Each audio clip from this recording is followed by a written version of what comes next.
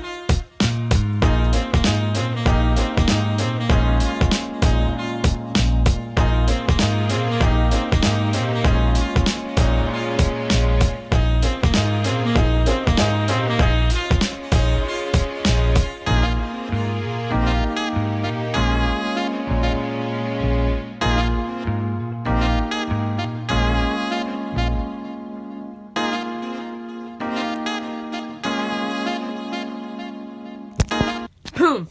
I'm happy you guys are still watching because that was a very long build-up montage with a lot of slightly less than interesting time lapses. So yeah, the plane's actually done now, at least the frame is. So what I've done is I've added a dihedral, that's why I had all those cubes stacked up, or those domino things stacked up, and then I had weights in the middle to, you know, bend the wingtips, kind of like I did in my last video. If you watched that, I added dihedral. And so yeah, I did go a little overkill on those metal brackets. I think I could save weight if I ever do a version 2. I would save weight by like taking out some of those, maybe making them more lightweight. Otherwise, yeah. So I think the next step for me, I might just sand down the airfoil because as it is, it's very block-like. So I'll sand that down, give it maybe a little bit more aerodynamic shape and airfoil.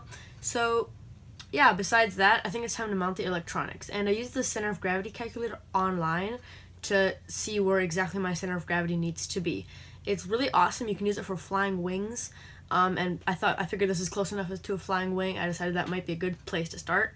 You can even choose like if you have a beginner plane, an intermediate plane, or if you're like an experienced pilot. So it's really cool. I decided to do a beginner plane because mainly I am a beginner and the plane is, well, it's a test plane, that's for sure.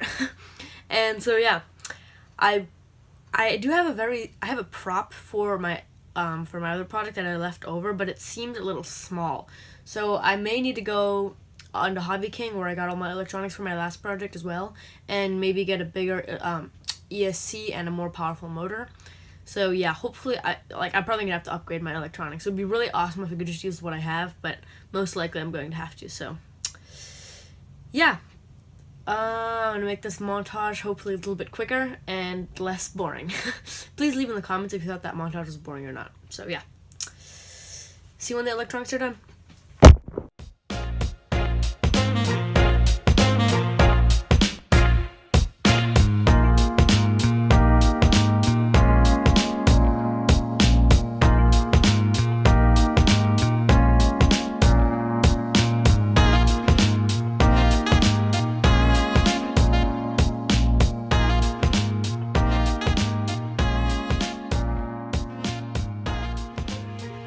Okay, so the electronics are actually all mounted down. I have my elevators on 2 different panels. So I actually have double teamed servos for both surfaces because it's a very big surface for those small 9-gram servos. And then for my for my rudder, I just have one which is mounted on the top section of the rudder. And then this control surface actually goes all the way to the bottom. And then the iconic, like the bottom half of a paper airplane that makes a paper airplane is actually also functioning in this design because it's also part of the elevator function. So yeah, definitely very sketchy. A lot of just wires hanging around. I have servo extensions so that I can go from my receiver all the way up there to back here. According to the CG calculator, my center of gravity was supposed to be here. And with a smaller battery, it's way back here. So it's very much tail heavy according to the calculator. But I'm still going to try it like this. And if not, I do have a bigger battery I can put on there. And hopefully I can avoid this, but I might have to add some weight. So yeah, adding weight would definitely defeat all chances that I have of being able to use this small motor for this project. I'm kind of trying to avoid buying another motor from Hobby King. But yeah. So hopefully she flies. Okay, so just like in my last video, I threw the plane back and forth with my dad to get a sense of where the center of gravity needs to be. Once I thought it was about right, it was time to glide it over a longer distance.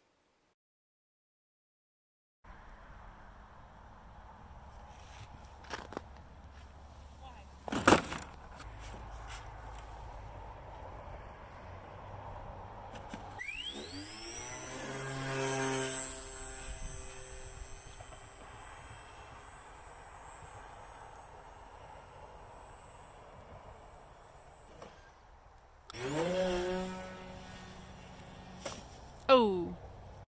Yes! Yes! It flew! I'm super happy about that.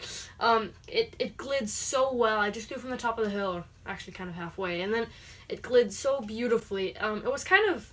It wasn't very responsive on the yaw axis, but still, it was controllable. It glid so well. The center of gravity wasn't actually where the calculator online said it was going to be. It was actually slightly more tail heavy, so that wasn't as reliable as sources thought it was going to be. But it really flew, and I'm actually pretty happy about that. The only problem I did have is when I flew it with power, it wasn't very, it just didn't quite have enough power. It was really close. It would sort of slowly lose altitude and then crash into the ground. I consider that a good problem to have, even though that's probably not a term, because with that problem, there could be a much worse problem. There could be, maybe it rocks from right to left and I could do nothing about it. But with a motor, all I have to do is buy a more powerful motor in a bigger ESC. So that's not really a problem, besides that I'll have to wait for the shipment to get here. So before I buy the motor, I'm going to do one more flight attempt. This is the last time I'm going to try it with the setup as it is, and then I'll buy the motor if that doesn't work. It was somewhat windy, so maybe it was just the wind. It was just right on the border of flying. I might make a couple small modifications and then try it again with the same setup before I buy another motor. Because if I buy another motor, it's going to be slightly expensive because I have to get a new ESC, and it would be really awesome if I could avoid that, get one flight out of this setup, and yeah. So I've talked enough. Let's get to the next flight attempt. This is the last attempt before I buy new electronics. If this doesn't work, it's negative 20 degrees out. So yeah, here goes nothing.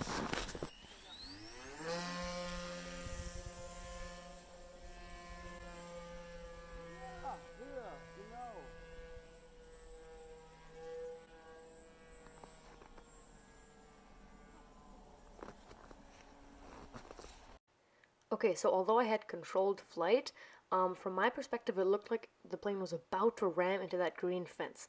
So I panicked, pulled back, and I thought that I would just gently glide into the ground, but instead I was much higher than I anticipated, and I nosedived.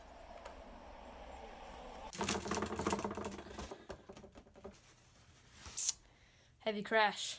Got some fixing up to do.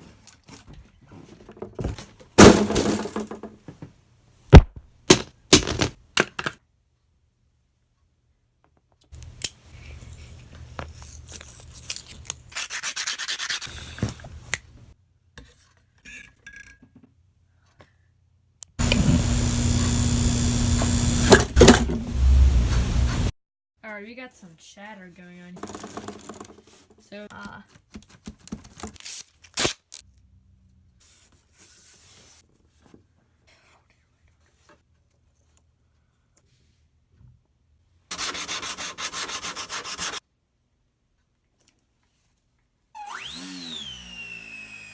Alright, so now that I have everything fixed, I think it's time to get some more flight footage. So, yeah. Wow! Wow, sieh mich an! Oh shit, und wow, ist ja cool! Ist auch sehr dunstig. Huhu! Wo bist du? Wow, sieh mich an, das ist cool! Okay, so this time it wasn't depth perception that threw me off, but I just couldn't see. I kind of panicked. And to fly this plane stable, you really need to be able to see it and have a lot of focus, or unless you're an experienced pilot, which I'm certainly not. So unfortunately, I nosedived it again. My original plan was to have that little mechanism drop those two planes, but unfortunately, they just didn't deploy. So when it crashed, they just got jostled loose, and I certainly didn't get any cool footage of a big plane dropping two little planes. Okay, so that was the end of the video. On 2 occasions I had that feeling of flight where I just really had control of it, even though I did crash it a few seconds later, because one time I lost like my sense of sort of distance, and then I thought I was going to crash into this fence and then just sort of nosedived it, and the other time I couldn't really see because it was almost so foggy. But yeah, in my book that's a success. Even though I didn't get such long flights, I still felt that they were valid. So yeah, thanks for watching. I do really appreciate when you spend your 10 minutes of your day watching my video. So yeah, that was the end of the video. Please subscribe because I do have some video ideas coming up. Yeah, bye.